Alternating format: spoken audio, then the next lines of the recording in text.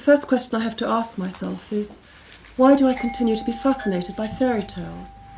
And I suppose I can supply at least 3 answers. Firstly, they are the only art form that I can think of that accompany us throughout life. The fairy tale stays with us from infancy to old age.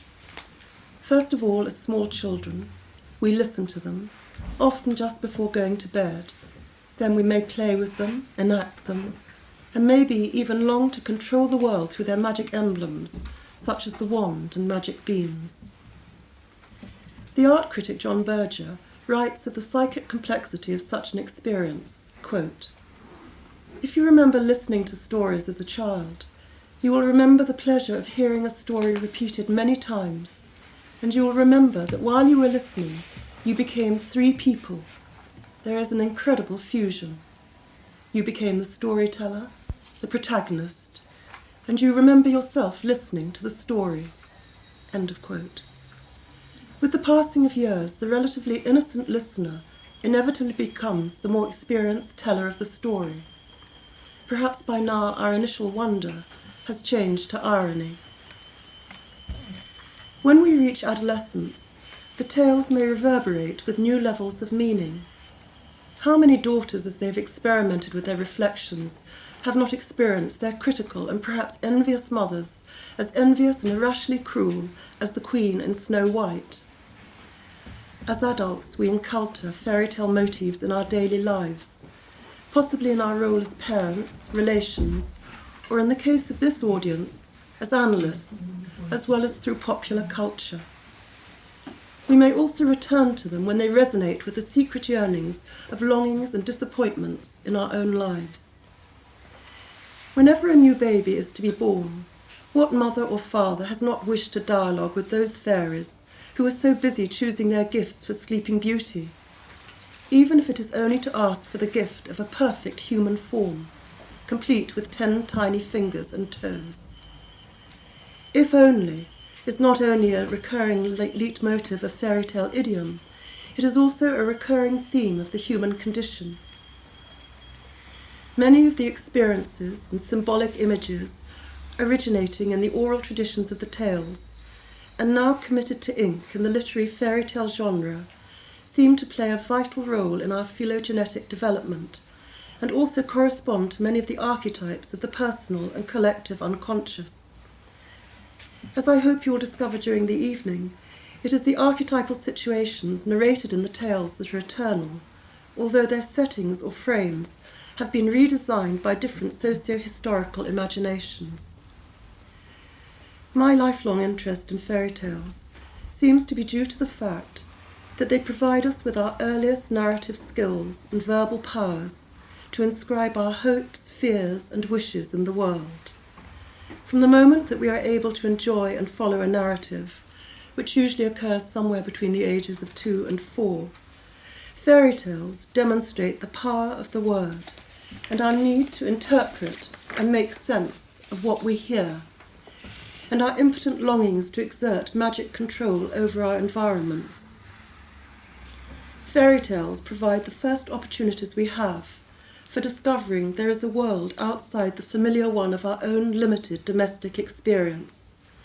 For example, the world of the forest, which invariably not only represents man's struggle for survival and excitement, but is also a symbol of unconscious terrain. And they provide us with our earliest opportunities to develop hermeneutic skills.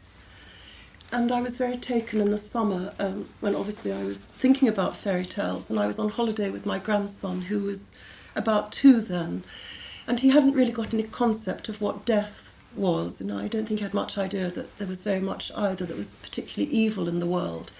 And during the course of the summer holidays, he found all sorts of dead stag beetles and creepy crawlies. And I sort of tried to explain to him that when something was dead, it wasn't alive. And then we came back, and during the autumn, I started reading him, it was Snow White. And he more or less understood that there was a condition that was opposite to being alive, which was dead. But when I read him Snow White for the first time, I didn't get very far at all, because as soon as I said, and the wicked queen called the huntsman and told him to take Snow White into the forest and kill her, he stopped me and he said, whatever do you mean? Why would anyone want to kill Snow White? And then he's tried very hard to make sense of it by studying the fairy story book and saying, but, what does that mean? Why has the huntsman got a feather in his hat? Has that got something to do with why he's taking Snow White into the forest? Well, then he'd look and he'd see that there was a pillar of fire beside the Queen, and he'd say, what's that pillar of fire doing? What's that got to do with Snow White going into the forest? But he just couldn't understand a mother, even a wicked mother, wanting to kill her child. And then when I came back 2 weeks later and read him the story again, I was sort of quite careful, and he said, why does why does the Queen want to send Snow White into the forest again? He asked me the question, and I said, well, because she wants to harm her, and I didn't want to sort of say she wants to kill her. And Daniel looked at me and he said, no, not harm Granny, she wants to kill her. And there he kind of got the whole thing and was really enjoying it. But it was the way in which he tried desperately to find messages on the page to make sense of something that was not sense to him, which I found very fascinating. So to go back to my second reason, it is the power of the word. Because the power of the word is something that we as analysts must take very seriously. Indeed, those analysts who believe that the act of interpretation is their most powerful agent of change rely upon the word as a kind of magic phallus or wand. Fairy tales have the power to conceal and simultaneously reveal our underlying motives and drives that cannot always be expressed rationally. Our instincts and feelings articulated in symbolic forms, and sometimes projected onto animals, birds, or kings and queens, to say nothing of that archetypal shadow figure, the stepmother, may become more tolerable to us. The tales satisfy our auditory hunger and allow for intimate communication between adult and child, analyst and patient. In my own clinical work, my increasing knowledge of the fairy tale genre provides me with an archetypal backcloth against which to mirror, resonate with, and reflect upon personal experiences communicated by my patients. But for me personally, more important is the opportunity that sometimes occurs with some patients to assist them or be midwife to the creation of their own unique fairy tale, which may provide them with a container for some hitherto unspeakable experience. And Catherine's going to elaborate on that in her own section on the clinical way one can do this. My third reason is that the tales are often about abandonment and survival in a harsh and antagonistic world where very little may actually turn out all right unless we discover and cultivate new inner resources. And I suppose as Jungians we might want to think about that in terms of our own individuation quests to develop those resources. The fairy tales anthologized by the Brothers Grimm often contain stories of child abuse and cruelty, which are too harsh for young egos to bear, unmediated by a sense of hope and utopian ideals. And that is why the Grimms sometimes stitched on happy endings and distributed just punishment for evil doing, because otherwise the tales would be intolerable to children. They also spun out the 19th century preoccupation with sin and guilt. Originally, the tales were not addressed to children, although children may well have been present when their elders, usually women, gathered together to share storytelling. However, the task for adult readers is different. It seems to me that one of the goals of individuation is to learn to endure the intolerable and to speak the unspeakable, to recognise that man has been born not only with the capacity to do great good, but also wreak unspeakable destruction, and that one of the essential human tasks is to continue to struggle to live and love in the face of ever-increasing loss. It is now common knowledge amongst literary historians and critics that the collection of tales published as children and household tales are not genuine transcripts of the ancient oral tales. The Grimms collected their tales from different sources, including various aristocratic women who had collected the stories from their servants, but they changed these tales in ways which reflected, or one could even say, they transferred their own personal and political hopes and aspirations onto tales which had been transmitted orally for hundreds of years. There's a story of Oscar Wilde's father in Dublin. Oscar Wilde's father was a doctor, and when he used to attend to patients who couldn't afford to pay his fee, he would ask them to tell him a story in return instead of payment, and so that these patients, who were often members of the peasantry, would tell the doctor a story, and he would then go home and have his wife copy it down, and she in turn then handed all these stories on to Oscar Wilde, and he later came to use them in his own anthology of tales. After the publication of the first printed editions of the Grimm's Tales in 1812 and 1815, they were advised by literary scholars that if they wanted the tales to appeal to an audience other than scholars, they should alter their style so that they would appeal to children. Perhaps it would be more accurate to say that their revised editorial efforts were directed at the middle-class parents who were in a position to decide what literature their children should be allowed access to. To quote Jack Sipes, to whom I'm indebted for my growing awareness of the socio-historical and cultural settings of the Grimm's Tales, and any of you who are coming to the Fairy Tale Symposium will have the opportunity to hear him, and he's extremely worthwhile. But to quote him, they eliminated erotic and sexual elements that might be offensive to middle-class morality, added numerous Christian expressions and references, emphasized specific role models for male and female protagonists according to the dominant patriarchal code of that time, and endowed many of the tales with a homey flavour by using diminutives and quaint expressions. They regarded the tales as an educational manual. End of quote. This was in complete contrast to Perrault, the French anthologizer, whose work was a great influence on the Grimms. Perrault's tales were published during the mid-18th century and were primarily written to entertain the court and aristocracy, who were almost the only people buying books at that time. Anyone who is interested to see precisely how the Grimms edited the tales needs only to make a comparison between the first editions, published in 1812 and 1815, and the final version in 1857, which was the 6th edition, which is mainly used in contemporary anthologies that we are now familiar with. By the end of the 19th century, the popularity of the household tales was so great in Germany that, with the exception of the Bible, no other publication rivaled their sales, and they're still pretty high on the bestseller list. There are a few tales from the original edition that were regarded as unsuitable for children's ears and have been omitted from the subsequent editions. They're not in the OP or the Oxford editions.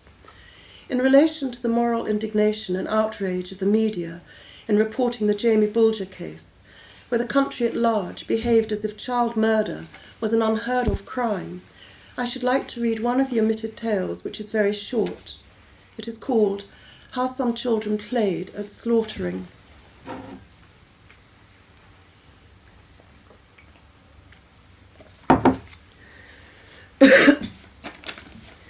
In a city named Franeker, located in West Friesland, some young boys and girls between the ages of 5 and 6 happened to be playing with one another.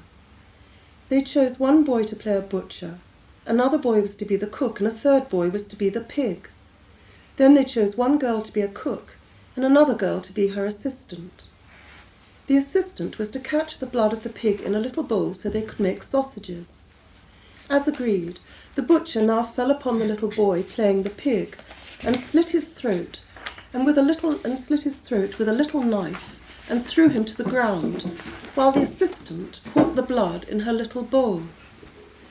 A councilman was walking nearby and saw this wretched act. He immediately took the butcher boy to the house of the mayor, who summons the entire council. They deliberated about this incident and didn't know what to do, because they realized it had all been part of a children's game. An old wise man advised the chief judge to take a beautiful red apple in one hand and a gilden in another. Then he was to call the butcher boy, and if the boy took the apple, he was to be set free. and if he took the gulden, he was to be killed. The judge took this advice, and the boy, with a laugh, grabbed the apple and was set free without punishment. So perhaps we can come back to talk about that later. It is also important to note that not only do the Grimms cobble on happy or bourgeois endings to narratives that for hundreds of years have presented archetypal themes of abandonment, loss, recovery, recognition and survival, but they also construct endings where things turn out all right by God's will, or in the name of the Father, law and order, and that's quite different from the oral tradition. In fact, as I said earlier, they transferred many of their own fears, betrayals and longings, which related to the traumatic biographical details of their own lives, onto the tales. Perhaps they should have had some analysis before they started the editing, but I'll give you a little bit of history of their own lives. Initially, the children's experience of their childhood was almost Eden-like. Their father was a very successful and highly esteemed lawyer, and the 6 surviving children grew up amongst idyllic countryside, wanting for nothing. Things were to change dramatically when their father died prematurely, and they were forced to move into cramped quarters in the town. Jacob, the eldest, was only 11, and he at once had to take on the role of the father and was continually worried on his mother's behalf at the lack of provision for the family. 2 years later, when he was about to attend the gymnasium, his beloved grandfather died, and after that both he and Wilhelm had to struggle to become educated without any sponsorship or funds. German society was such that these circumstances led them frequently to being ostracized by their peers and teachers alike. In various and subtle ways, these experiences have crept into the tales, where through subtle editorial changes, the brothers could probably unconsciously attempt to restore a sense of law and order. They were also frequently responsible for changing mothers into stepmothers. It was as though they couldn't bear to think about their own mother being capable of carrying out any of these very harsh acts. The stepmothers were a much later introduction in the oral tales. It was the blood mother usually. There is also a large and illuminating collection of the brothers' correspondence, and in a letter to Wilhelm, Jacob is able to speak in private of his more primitive id longings. Quote, "The only time in which it might be possible to allow an idea of the past, an idea of the world of nights, if you will, to blossom anew within us, and to break away from the norms that have restricted us until now, and shall continue to do so, is generally transformed into the forest, in which the wild animals roam about. For examples, wolves, with whom one must howl, if only to be able to live with them. I believe that I would have been naturally inclined to do this. A constant warning against this, and my drive to be obedient, have fortunately suppressed this inclination." Little Red Riding Cap is a case in point, where the Grimms' own bourgeois values and devotion and obedience to God and the name of the Father thank you, Catherine, radically altered the original oral content of the tale, which emphasised the role of female cunning, women's power and independence in the serious game of survival in the anarchic forest. In the Trials and Tribulations of Little Red Riding Hood, Jack Zipes describes how the whole idea of the contract between Red Riding Hood, or Red Riding Cap, and her mother takes on a new and crucial direction for the didactic tone of the tale, which now admonishes children with the dangers of filial disobedience. The Brothers Grimm also introduced the idea of punishment for disobedience to adult instruction and the happy ending at the hands of the male benefactor, the woodcutter. None of these structural elements are present in Perrault's literary version of the tale, written in 1697, which does not have a happy ending. Perrault's version was the first one to refer to a pretty and defenceless little girl dressed in a red, seductive outfit. As far as we know, none of the earlier oral versions of the tale make any reference to the style or colour of her clothes. This is only one small example of the dangers of uninformed attribution of archaic symbolic meaning. I'm now going to ask Catherine to read you one of the few existent transcripts that have been recorded of the oral version of Little Red Riding Hood.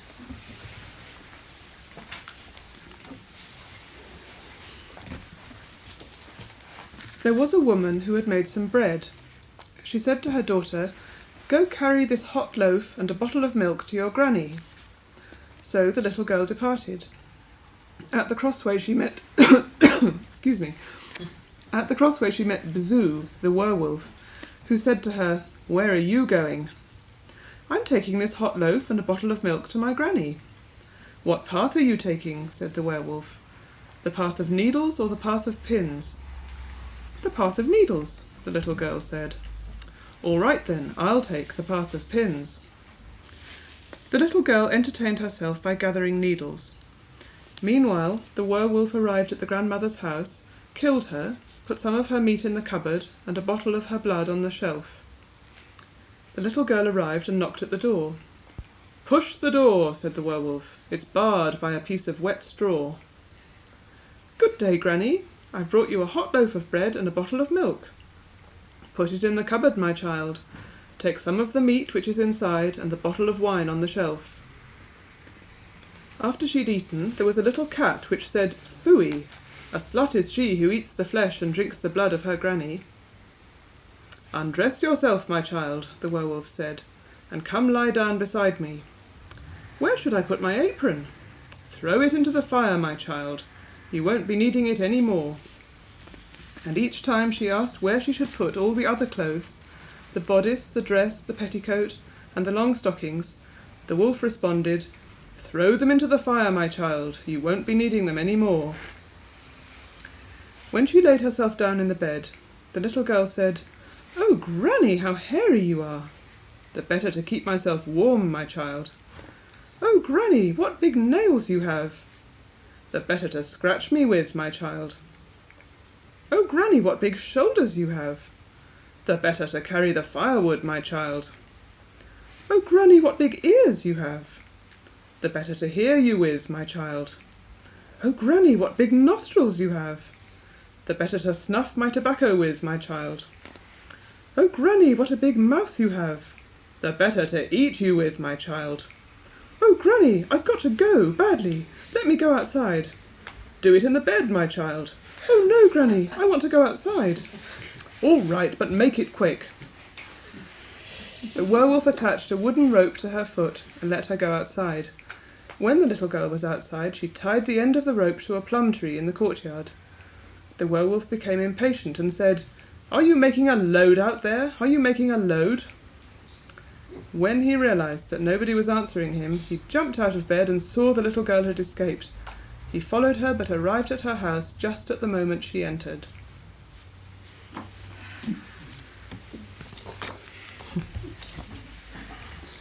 Different version.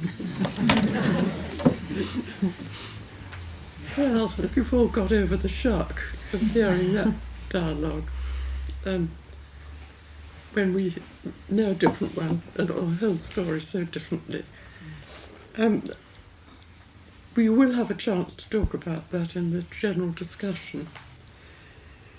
But in the meantime, I'm going to explore 3 or 4 approaches to fairy tales, all of which can enrich each other. Firstly, what is our immediate reaction to the tale? How do we resonate to it? This is the level which Von Franz describes when she says that the fairy tale is its own best explanation. Another approach is to focus on how we understand or interpret the symbolism of the tale, and there are many ways of doing this. And our responses will, of course, depend upon our personal equation at any particular time. So I'll give you a very condensed account of 2 phases in my responses. First, fairy tales became meaningful helpful to me in the early days of my analysis, and that is a very long time ago. Not quite once upon a time, but a long time. And at that time I was in the process of discovering that I had an inner world with its own dynamic in terms of emerging images and fantasies, dreams and drawings. Witches, black cats, forests, fires, princes, princesses and mandalas. It was at that time that I heard von Franz expand on the tale of Faithful John, and I was completely fascinated and followed up her books. I give you a few quotations to illustrate von Franz's orientation. Can you hear me, by the way? To quote, "Fairy tales are the purest and simplest expression of the collective unconscious psychic processes. They represent the archetypes in their simplest, barest, and most concise form." After hearing what Jane's told us, we can question that they're not always quite like that, although the basic motive may be. Although even the motive had completely changed in Little Red Riding Hood. So, to quote again, "It is the archetypes which function as the regulators in the psyche, and fairy tale motifs are the best clues to unconscious processes." She goes on to say that insofar as every archetype is in essence an unknown factor, there is no possibility of translating fairy tales into intellectual terms. That is, we can come to no final answers tonight, and one could say, and von Franz does, that they really function as a kind of Rorschach test. For von Franz, the best way to understand the tale is to circumscribe the events with comparative studies of motifs and images, and she had an immense store of these. She did use some grim fairy tales, but she did use an immense number of others. And thus, to quote, bring into the light the whole network of associations in which archetypes are enmeshed. She says different tales give average pictures of different phases of the experience of the self. Here, of course, she is referring to the Jungian self. And it is noteworthy that she doesn't say different phases in our life experience, that is, to include our inner and outer experience. She instances meeting up with the shadow, the anima and animus, and the father and mother figures behind them. And she also has books on more general themes such as femininity, individuation, the shadow and evil. For her, the universal archetypal quality in fairy tales gets expressed in the various ways in which they begin. Once upon a time, or far beyond the end of the world, and even beyond the 7 Dog Mountains, there was once a king. Mircea Eliade called it the timeless eternity, now and forever. I follow up von Franz's approach with some quotations from Jung in his chapter on the phenomenology of the spirit in fairy tales. He, like von Franz, thinks that fairy tales express the anatomy of the psyche, and he enlarges on the spirit as the dynamic which can function both creatively and destructively. He talks in terms of the archetype of the spirit, which gets symbolized in the tales in personifications, wise old man, magician, and so on, and animals and birds. I realise retrospectively that it was the focus on the collective nature of the conflicts, and of course the resolutions and happy endings, which fascinated me at that time.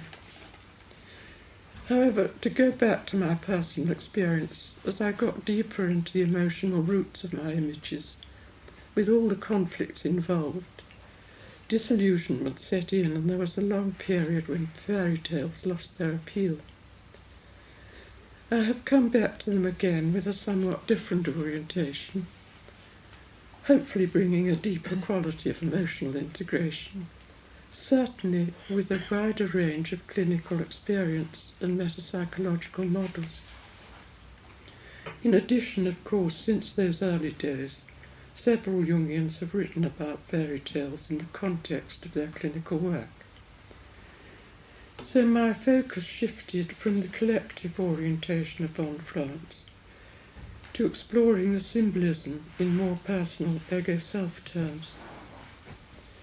And here it seems helpful to think in terms of complexes when it becomes very easy to understand the ego falling under the spell of an autonomous complex, for example, the negative aspect of the mother archetype. This then raises the question as to what quality of emotional integration is symbolized by the mainly happy endings. I'll apply developmental metapsychology to two examples.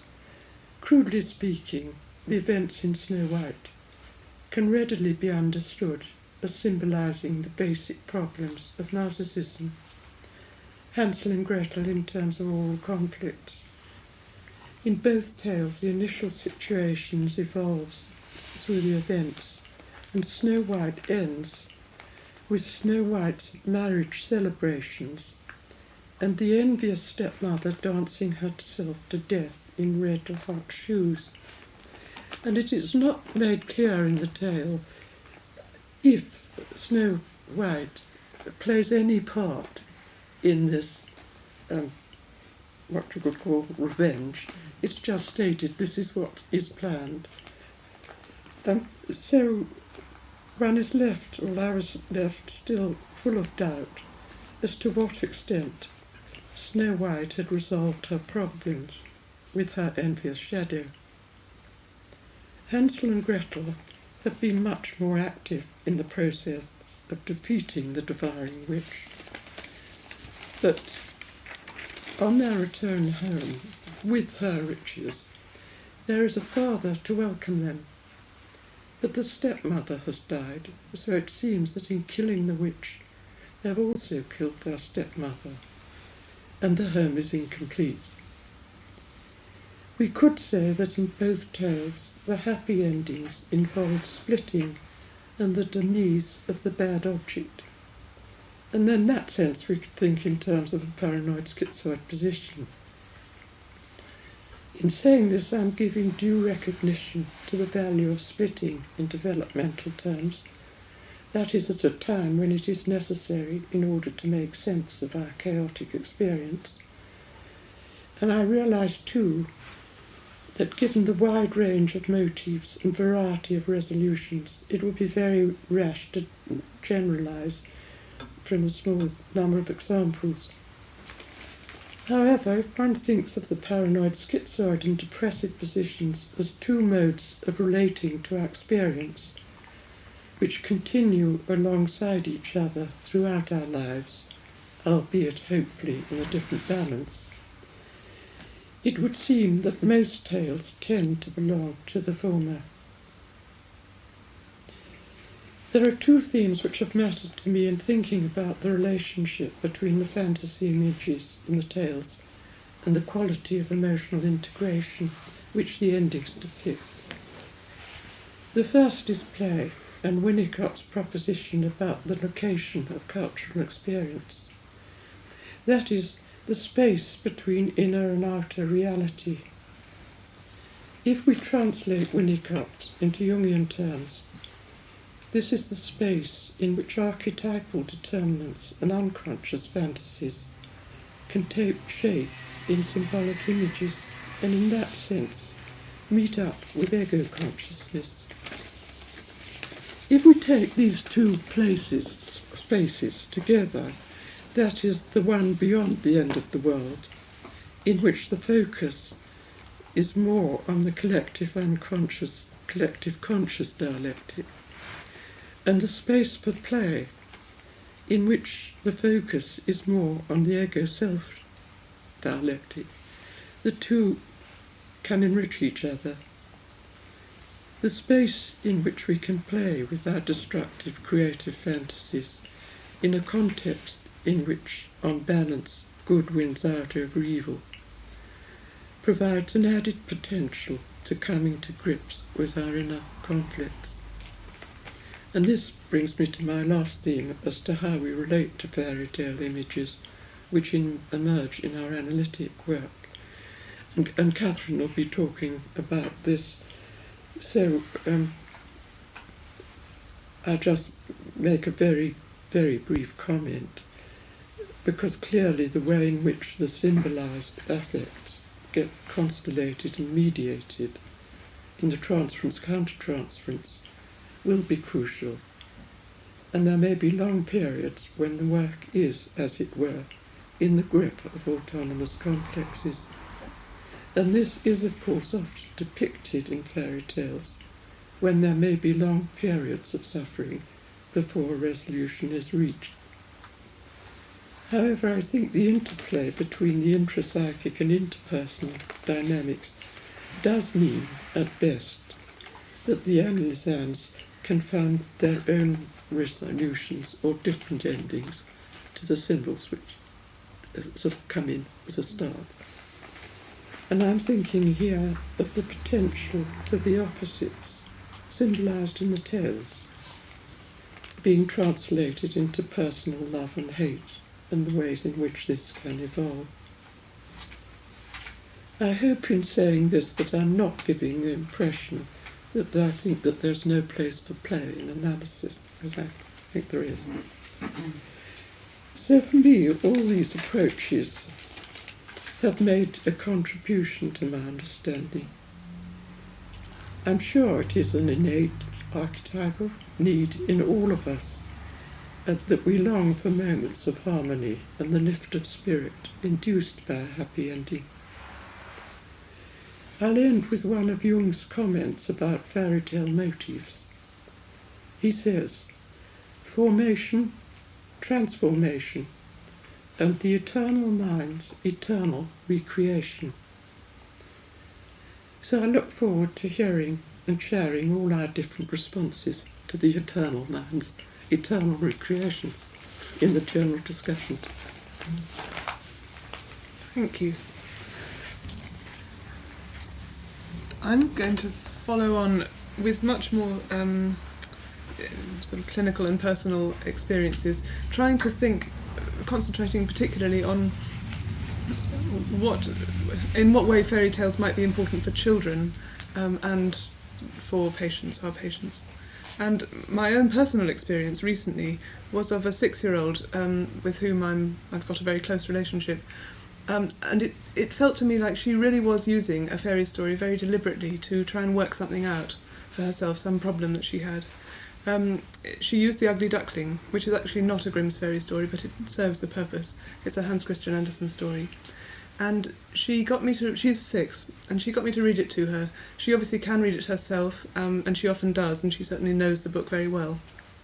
And I read it to her, and she was very keen that we flipped very quickly across one picture. She did not like one picture, and we had to go quickly over it.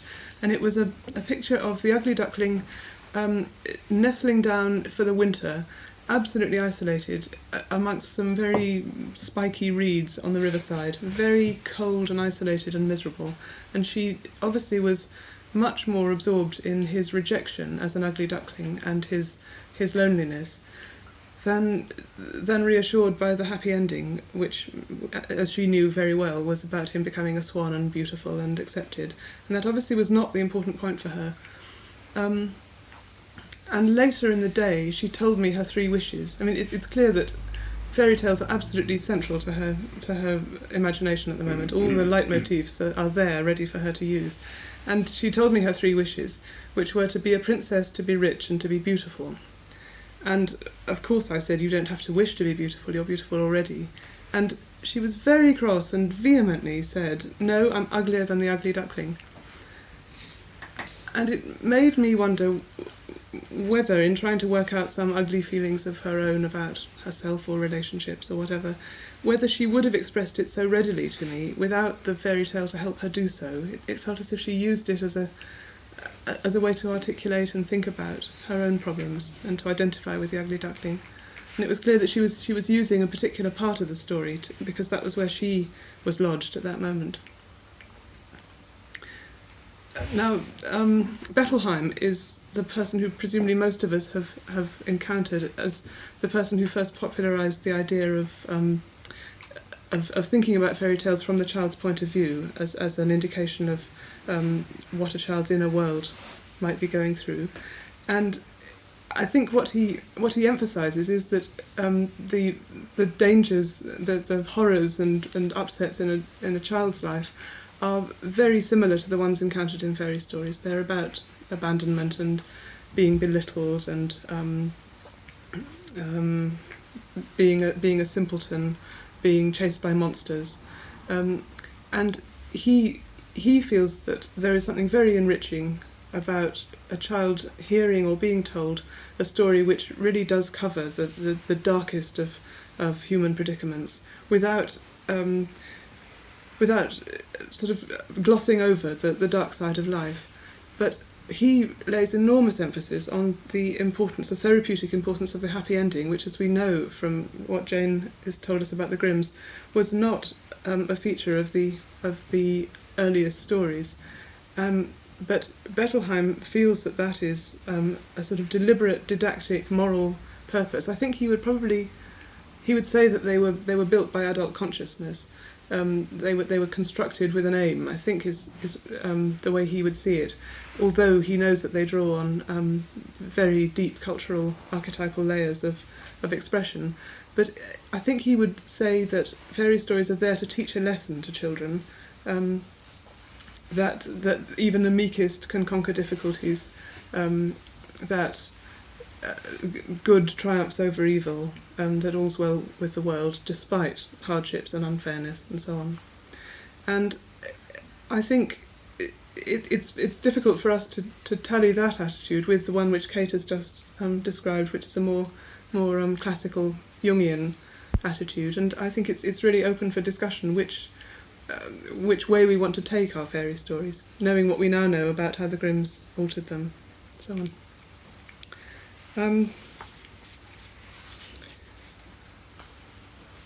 Yes, what Bettelheim also wants to emphasise, and I think this is important, is that the power of the story to engage the imagination of the child is derived from its rather oblique symbolic expression rather than the direct statement of like in a moral fable. I think he feels that the obliqueness is what carries the power of the story.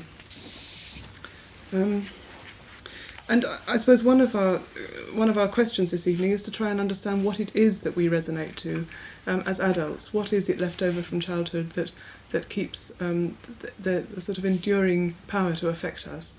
And I suppose we're all in our discussions realising how much it is the context and the atmosphere of the telling of the story which is internalised along with the story.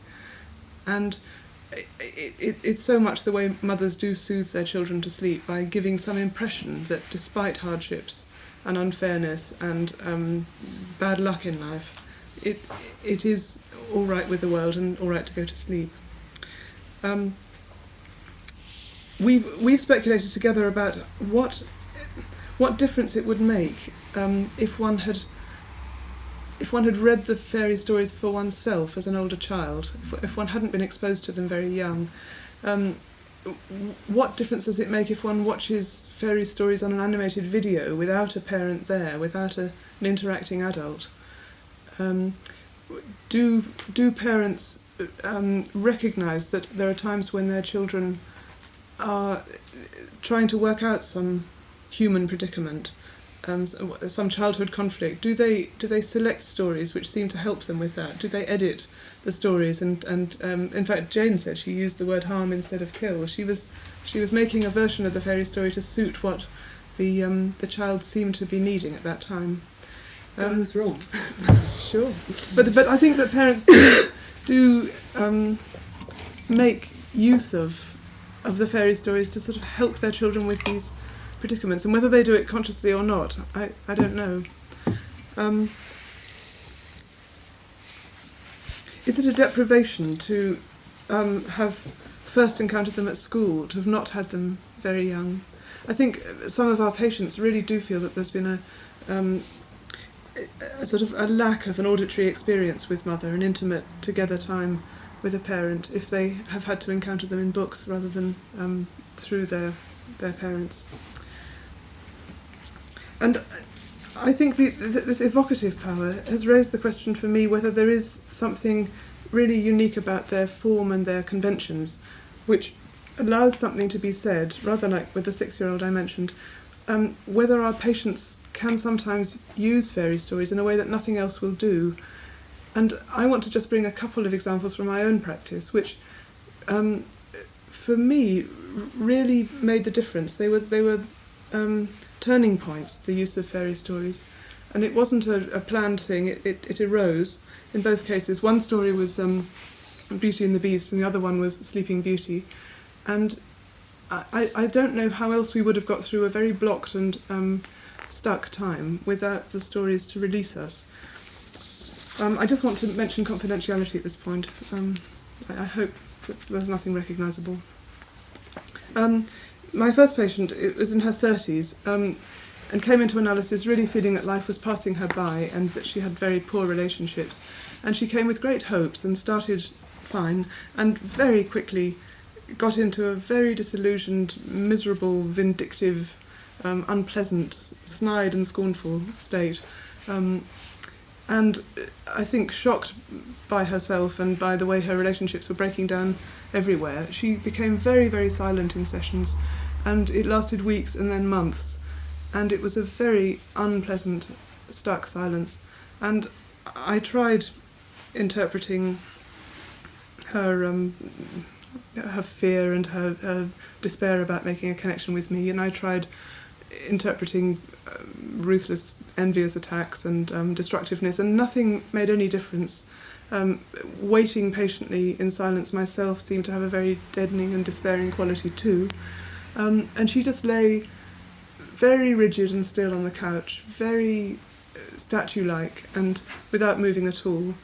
And my countertransference was very physical, and I too became very statue-like, and I couldn't shift in my chair without feeling very awkward. I found it difficult to breathe. If I did speak, my voice came out in a sort of squeaky, jerky way, and I felt really turned to stone, quite petrified, quite scared of trying anything with her, and it was a very uncomfortable time. And I suppose the only advantage, in a way, that I could feel in this silence was that I could contemplate my responses, and over some weeks realised that the Sleeping Beauty idea kept coming into my mind, and eventually I did say to her that I thought she was asleep for 100 years like Sleeping Beauty, and was hiding away from human contact behind a thicket of thorns, her defences. And to my astonishment, she did respond. I think she jumped or grunted in surprise and made a few small body movements, which was very unusual.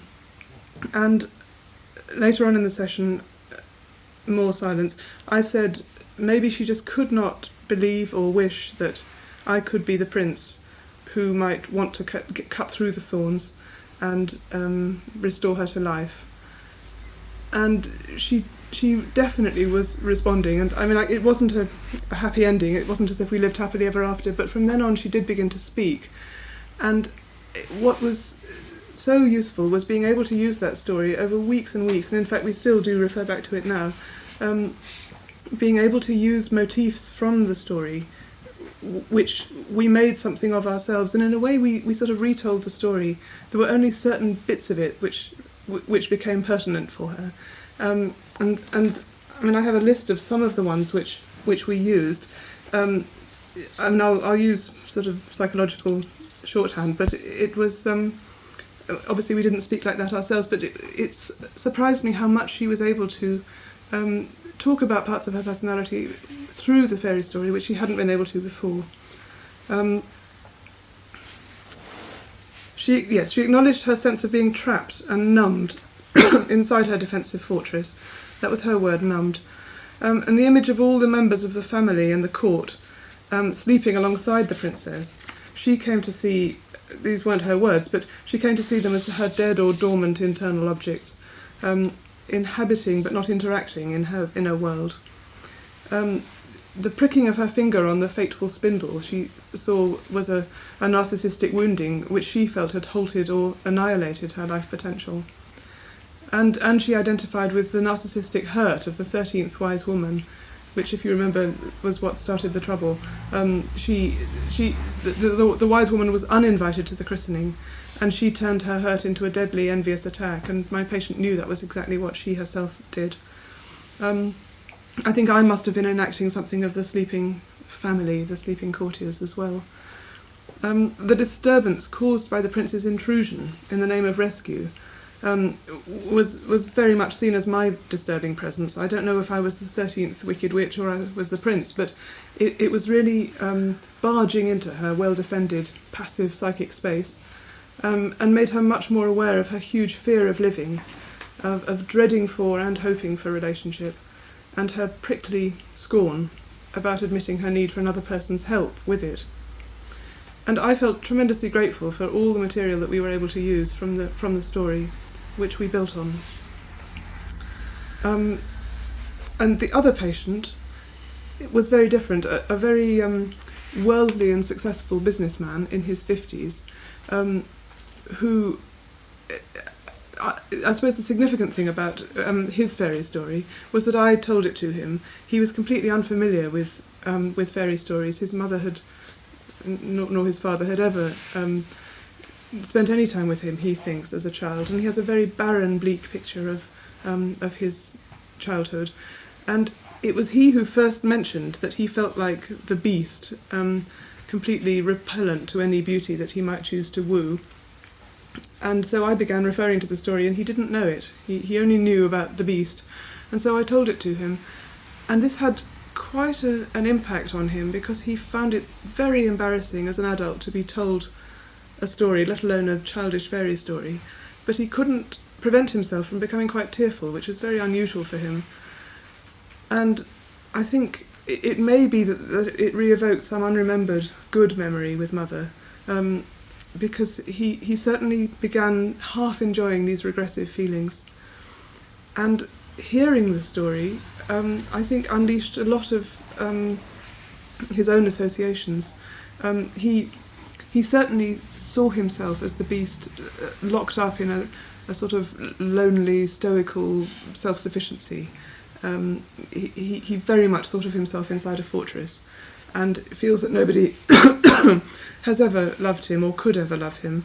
And I think he's had this awful sort of yearning, painful fusion fantasy about finding the ideal woman one day, and he's been quite addictive and promiscuous in his search for the ideal partner. And what suddenly he came to through hearing this story was that rather than there being a concrete search for the woman who is either me or the other women that he was pursuing, he realised that beauty entering into his castle was some sort of representation of his own capacity to love. It suddenly dawned on him that was what she represented for him, and the fact that beauty's love for the beast couldn't be bought or forced, but came from his generous, loving gesture towards her. If you remember, he let her go home to tend to her ill father. He released her from the castle, and it was that which allowed beauty to love him and break the spell. It was his own loving self, and that really was a revelation to him. And again, we've referred back to that time and time again over years, and it felt like it was some recognition from himself through the story, which I didn't have to interpret or push. It just arrived. And so I have, from personal experience, found that I have had a revelation that fairy stories can be this powerful, and I think that the sort of the reenactment of some sort of togetherness with parents and the play aspect in which one just traces over the whole ground of the fairy story, rather the way one deals with dream material, has been a very potent leverage for change in my experience. That's where I'd like to leave it. Thank you. think this would be the moment for wine. Yeah. For the reading of...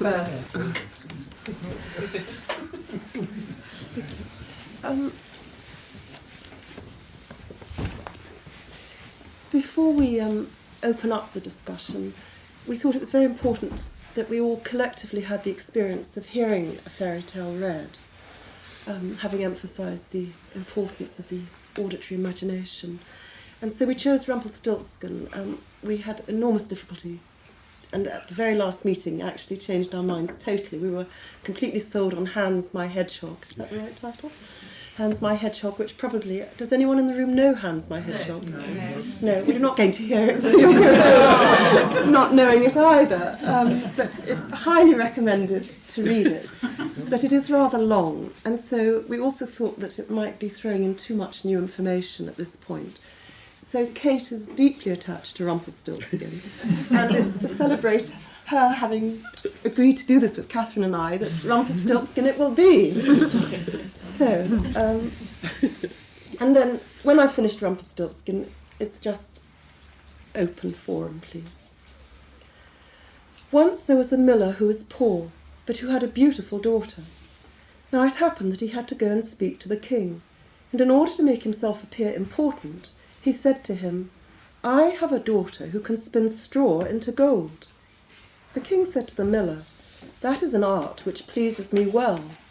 If your daughter is as clever as you say, bring her tomorrow to my palace, and I will put her to the test." And when the girl was brought to him, he took her into a room which was quite full of straw, gave her a spinning wheel and a reel, and said, "Now set to work, and if by tomorrow morning early you have not spun this straw into gold during the night, you must die." Thereupon he himself locked up the room and left her in it alone. So there sat the poor miller's daughter, and for the life of her could not tell what to do. She had no idea how straw could be spun into gold, and she grew more and more frightened until at last she began to weep. But all at once the door opened, and in came a little man and said, "Good evening, Mistress Miller, why are you crying so?" "Alas," answered the girl, "I have to spin straw into gold, and I do not know how to do it."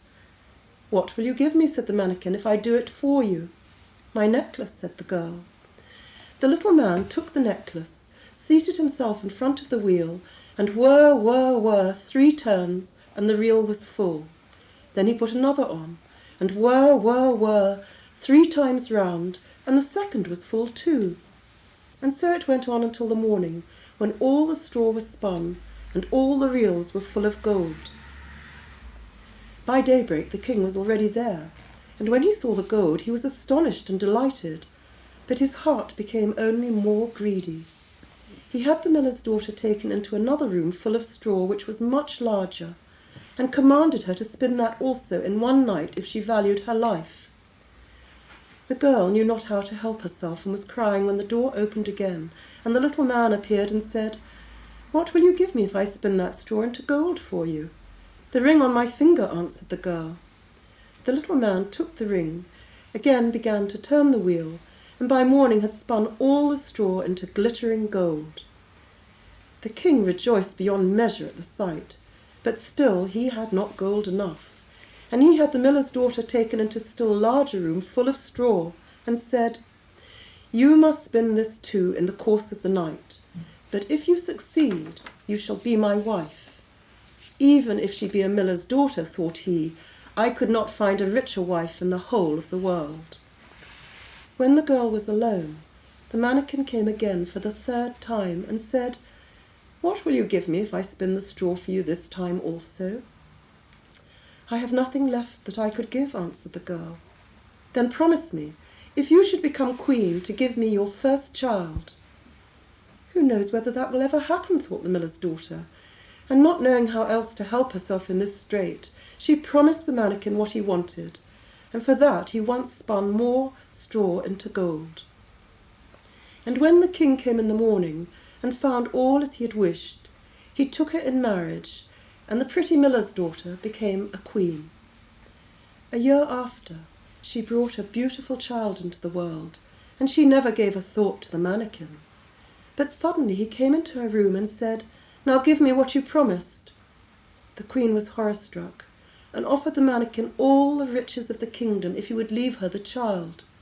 But the mannikin said, "No, something alive is dearer to me than all the treasures in the world." Then the queen began to lament and cry, so that the mannikin pitied her. "I will give you 3 days' time," said he. "If by that time you find out my name, then you shall keep the child." So the queen thought the whole night of all the names that she had ever heard, and she sent a messenger over the country to inquire far and wide for any other names that there might be. When the mannikin came the next day, she began with Caspia, Melchior, Balthazar, and said all the names she knew, one after another. But to every one the little man said, "No, that is not my name." On the second day she had inquiries made in the neighbourhood as to the names of the people there, and she repeated to the mannikin the most uncommon and curious. "Perhaps your name is Shortribs, or Sheepshanks, or Laceleg." But he always answered, "That is not my name." On the third day the messenger came back again and said, "I have not been able to find a single new name. But as I came to a high mountain at the end of the forest, where the fox and the hare bid each other good night, there I saw a little house, and before the house a fire was burning, and round about the fire quite a ridiculous little man was jumping. He hopped upon one leg and shouted, 'Today I bake, tomorrow brew, the next I'll have the young queen's child. Ha, glad I am that no one knew that Rumpelstiltskin I am styled.'" You may imagine how glad the queen was when she heard the name. And when soon afterwards the little man came in and asked, "Now, Mistress Queen, what is my name?" At first she said, "Is your name Conrad?" "No." "Is your name Harry?" "No." "Perhaps your name is Rumpelstiltskin." "The devil has told you that. The devil has told you that," cried the little man, and in his anger he plunged his right foot so deep into the earth that his whole leg went in, and when in rage he pulled at his left leg so hard with both hands that he tore himself in two. That's the end of Rumpelstiltskin.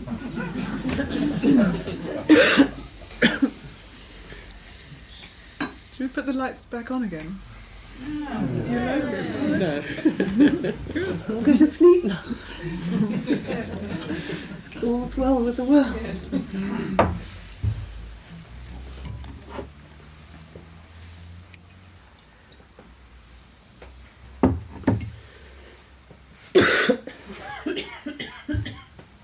Could I ask a question, which is probably mainly directed at Kate? At the beginning of your contribution, you said something about the fairy tale perhaps being the definition of itself, which sounded as if you were saying it was itself a symbol, quite other than the symbols contained within it. And it's this idea of the container and the contained. And I'm thinking of a paper by Louis Zinkin that was in the journal quite some time ago about the Grail and the group, whereas as if the symbols in the tale create the container, which is itself a fairy tale symbol. I wonder if you'd like to comment on that. Yes, well, I mean, I was quoting Van France there, and I felt what she was saying, which I think probably you've enriched with the container and the contained. But I was feeling what she was saying was that when you hear the tale, you do resonate in some way, quite spontaneously, immediately, so that it speaks to some inner dynamic in yourself. You're not struggling to think, what does that mean, or interpret it. You're just, as it were, responding to it. And she felt, well, that the tale, if you're responding in that way, is its own best explanation in your response. And then she goes on to say, but of course, in one sense, if you don't go on to interpret it or understand the symbols, it's like having a bank balance that you're not using. You've got a sort of richness there, which you could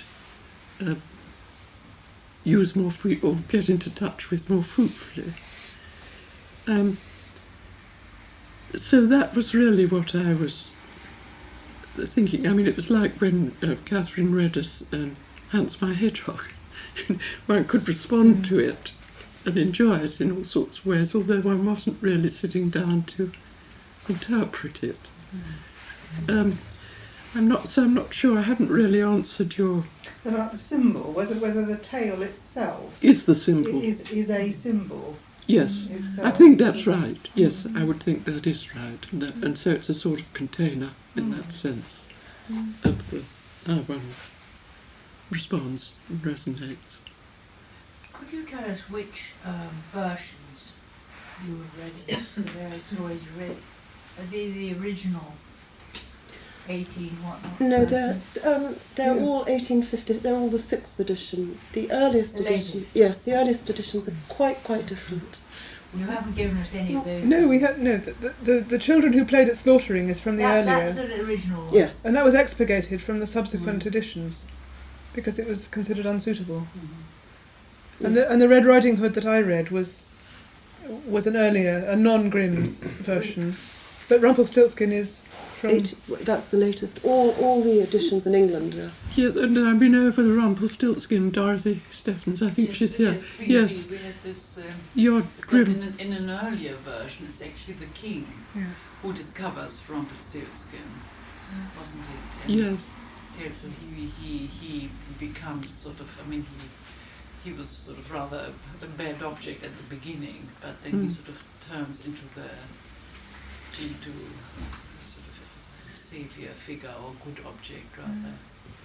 yes. I mean, it makes a terrific shift of meaning in a sense Very if the much, very king, much so he sort of quite a if the different king aspect. does it, because in a sense one can think of both the father and the king as absolute negative figures. And in the earlier oral version, it's again her female servant who discovers Rumpelstiltskin. So that nearly always in the oral versions, women play a much more powerful role before the Grimms started collecting them.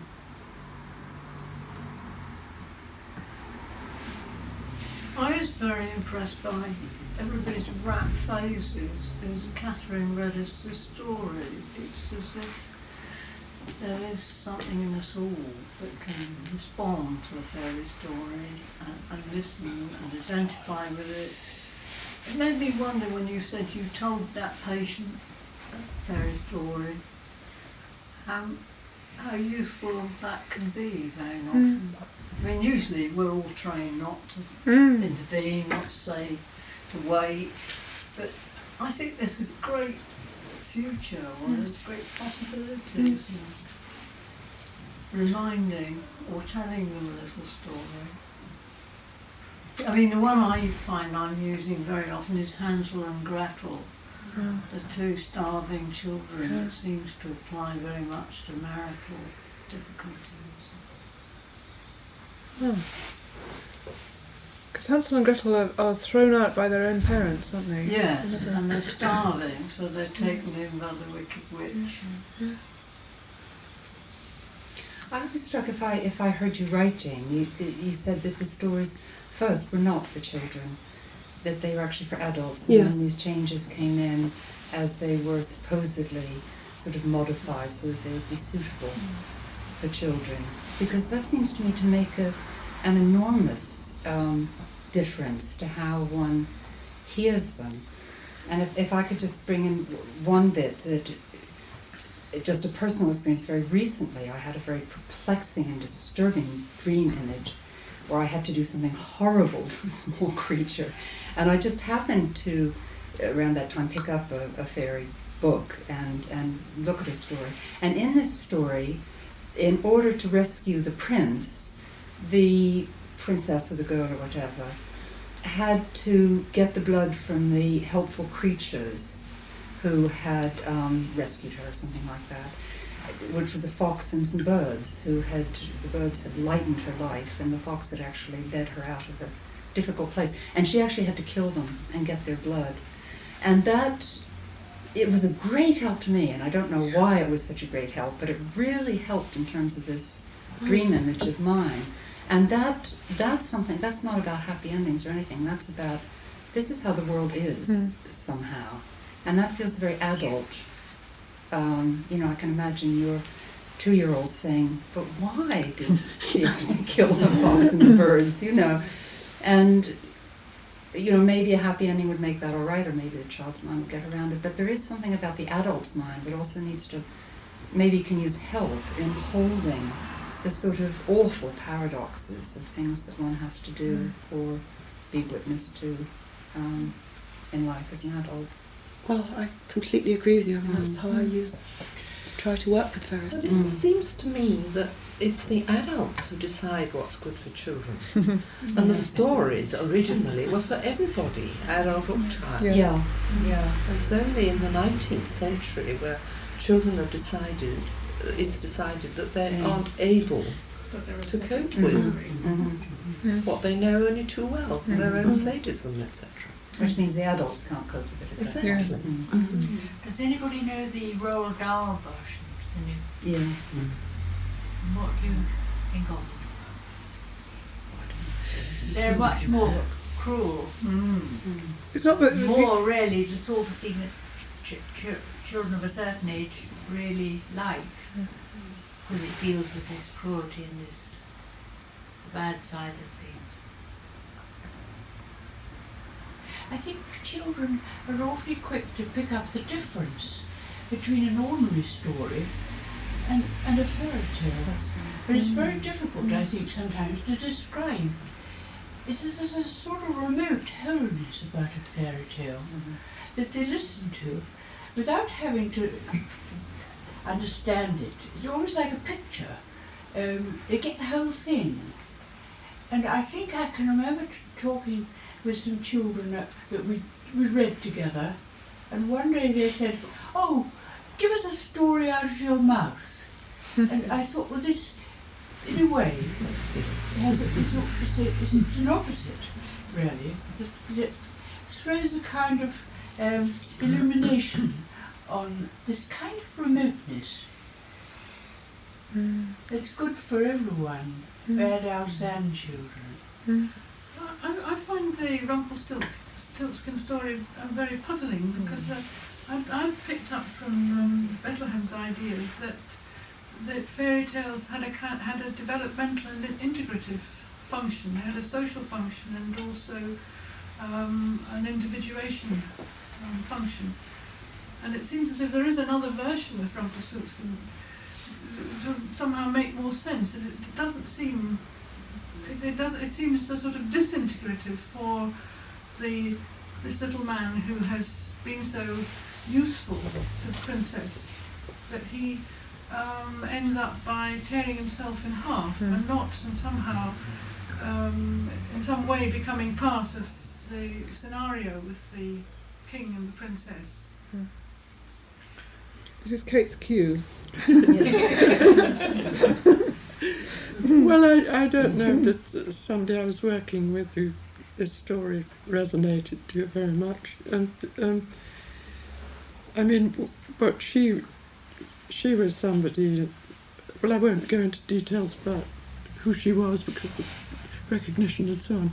But the point for her was really, I think, that she had got a very idealised father relationship, and that she had got a very perfectionist idea of what she had to be like in order to please him and to go on being loved. And in this sense, as in the story, there's no mother figure, really, there, so that you've got no feminine figure that counts. And one could see in the father who idealises his daughter in a totally unrealistic way, which puts her in an impossible position, and the very greedy king, that Rumpelstiltskin saves her life. And I think this is really what, to me it seems, this was her defence of the self-structure, to be the perfect, to produce gold, have this terrific drive. Or the capacity to be the to perfect save daughter. herself. Sorry? The capacity to save herself. She drives herself. The Save capacity to herself. save herself. She's able to do something to save herself. To save herself, Yeah, exactly. yeah. And I mean, Rumpelstiltskin, in that sense, and the bit I love in the story is where he lives beyond the end of the forest, where the fox says goodnight to the hare, and that somewhere it seems in that space that he lives, where inner and outer can meet. So that the difficulty for me to understand, I mean, and this patient I'm working with, it's true that in some sense her need to always produce the perfect thing, to produce the gold, was, as it were, stealing her baby, her real creativity. So that the defences that had enabled her to save her life, as it were,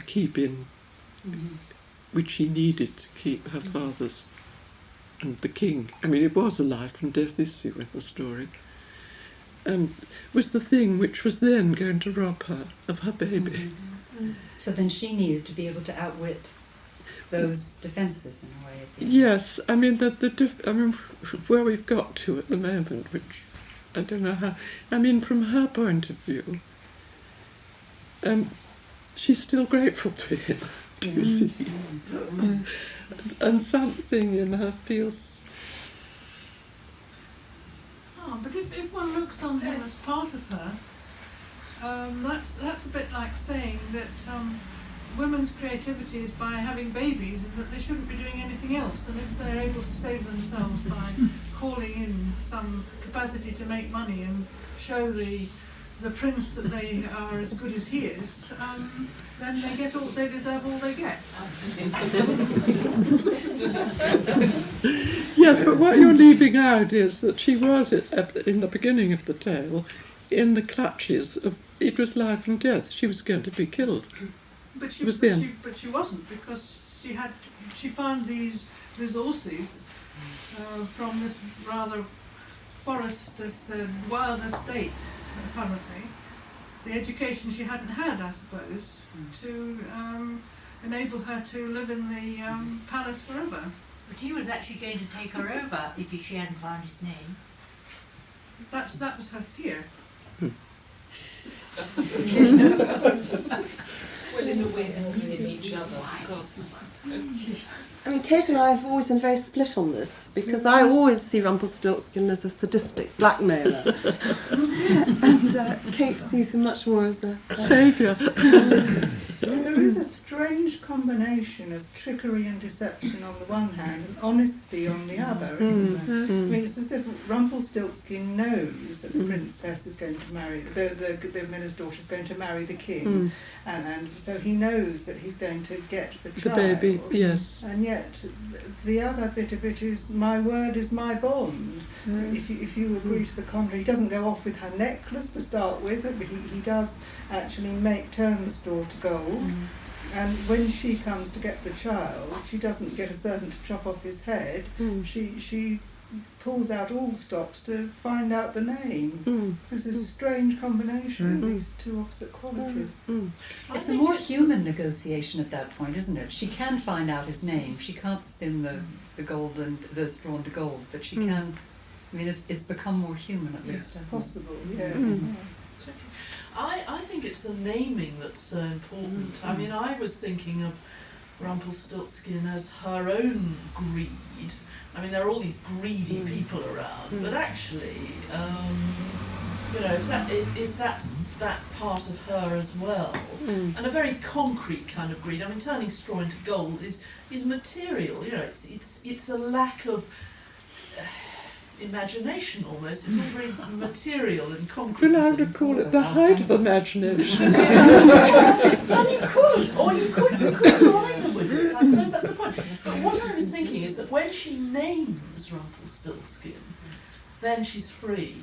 And I just was thinking about it as something, in terms of the analytic process, that the naming of the greed is, and the recognition of it as one's own is But Rumpelstiltskin is such a meaningless word. I mean, it isn't a name. Well, it's his name. Yeah. Is it in the language that it's written? No, apparently it's meaningless. And again, it was the tradition in the oral tales of sort of spinning away the time in Yes. making up these extraordinary names, so that they would have different names. Rumpelstiltskin is the one again that the Grimms has made famous to us. But in the oral versions, that was part of the fun of the evening. We could all spend the rest of the time we've got here now spinning the weirdest names we could think of. That's exactly what the community would do. Children do that, don't they? Yes. Yes, I suppose I think that the naming is something that one feels, well, once one's named it Query, one can get hold of it and integrate it. What in the struggle with this patient is she feels she has named him. I mean, she knows what's being destructive, but it doesn't free her. He's very creative, though, isn't he? I mean, he's a real Mercurius. He's a trickster sort of figure. And at the end, rather than being at the mercy of the king or of the trickster figure, being totally dependent on it, she actually finds her own Yes, she does. trickster. She does. And I mean, he works alchemy. You know, it may be boring, but he turns base stuff into gold. Yes. Mm. It's something I happen to be interested in at the moment. And so I'd just like to sort of say something I've just noticed about fairy stories, which had never occurred to me before. But that one of the things that we're very interested in is other people's motives. And one of the things that analysis is about actually being quite critical about our own motives. And that it seems to me that just from what we've heard, that a lot of what goes on in these fairy tales has to do with motives and people's explorations of other people's motives. Well, I never noticed it before. That's absolutely right. Absolutely.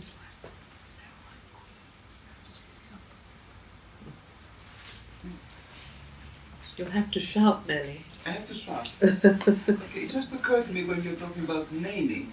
I mean, to follow your trend, that there was a lot of idealization there and concreteness about strowing to gold or whatever. But when it comes to the name, if we take that the name is absurd, there might be something in that. Something all along the process has been ideal, this, that, and the other, which is found to be absurd. That the living baby is really much more precious for the creativity it stands for. Some self-realization, if you take all these aspects as part of her. It's a thought.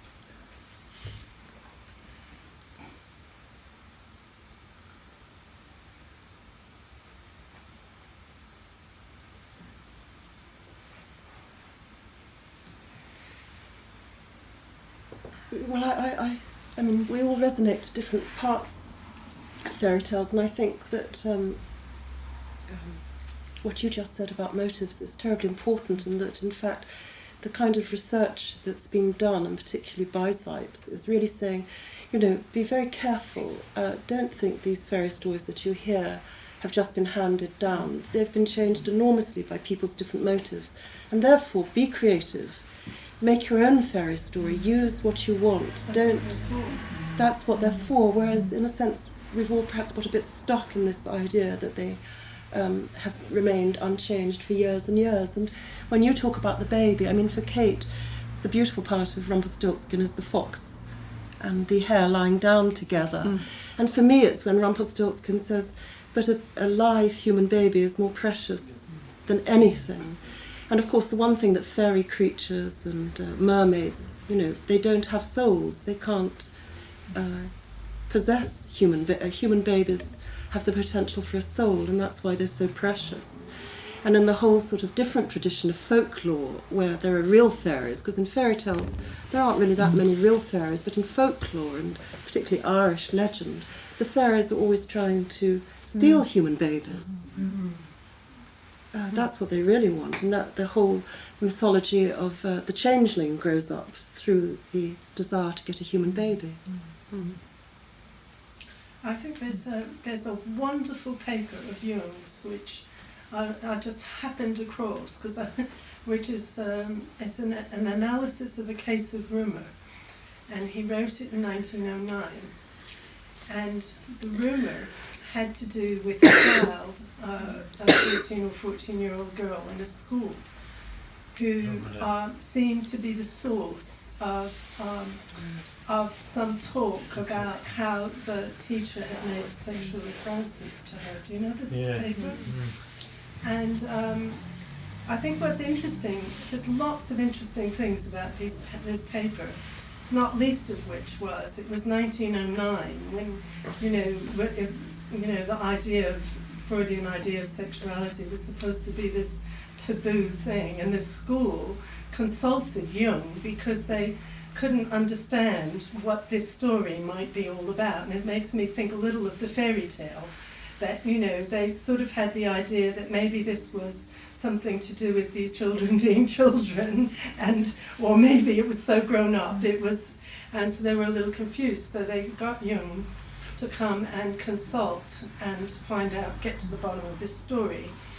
And the interesting thing that he says is that this rumour started with a dream that this child had had, and she told her friends, and what he did was he just asked all the children, what had been said, and he said, all I have to do to tell you this story is to let the children interpret the dream themselves. And then he just gives all the reports of this dream that the children had heard, and all the different transmutations, and it has to do with getting a baby.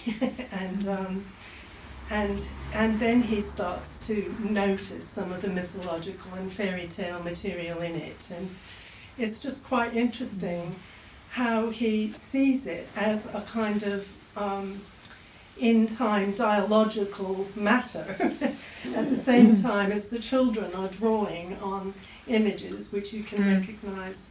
And so he's neither going to sources, texts, nor is he, he's sort of holding this kind of tension somewhere in between. It's a really beautiful paper. It's well worth a read. It's really good. Sounds it. Which edition is it? It's in the. I think it's the one on Freud and psychoanalysis or whatever. One of the early. But that is the title of it. Two. Rumour. Yeah. Analysis of the Case of Rumour is the name of the. It's in the general works.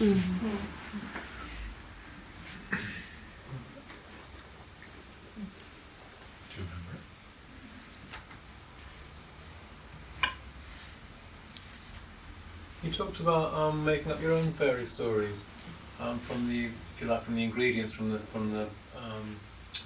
those, and that's a technique that I got from someone called John Allen, who's a Jungian analyst that works in the Canadian school system, that I've tried out with children in some schools where I work in Wandsworth, and found it a very powerful way of working it. And before I heard of John Allen's way of working, a child spontaneously produced a fairy story in a session with me that I'd briefly like to say here. And the problem with this child was that his mother had committed suicide, and this was not talked about in the family at all.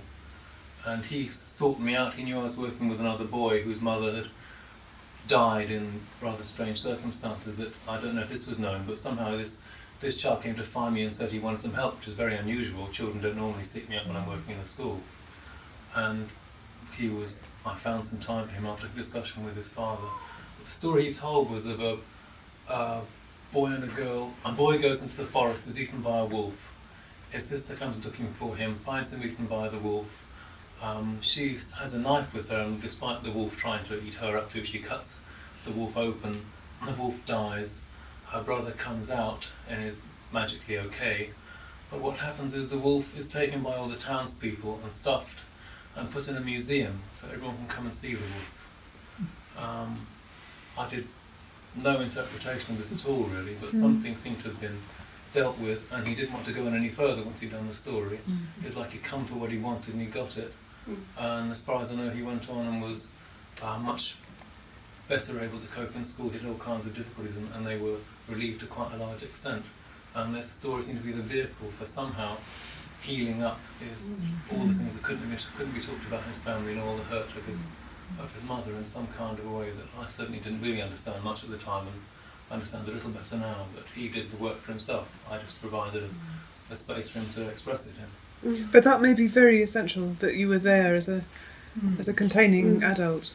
I mean, you had to be a witness to his story somehow. I'm sure that's important. I've since primed more. I will now read a couple of fairy stories, and then we'll talk about what happens in fairy stories, and then children will produce fairy stories. And they will again be often totally different to the stories I've told them, because my fear was that I would just get sort of versions of the ones I'd read them, but they come out totally different, and I haven't questioned them in great detail to what extent they've read other fairy stories, but there's all, you know, the ingredients of witches and dragons and magic swords and this kind of thing will come out. That's a lot of it will be picked up from television, I'm sure, but they seem to have a very powerful effect when the children can produce them with little or no help from me. It just comes out in a great stream, and I just frantically trying to write it down as they dictate it. It's a living form. Yeah. It's 10:15. We haven't got a chairperson, so I think we have to stop ourselves, do we? Well, I suppose we should. Thank you very much, all three of you, for a very, very stimulating and interesting evening. Thank you. Thank you.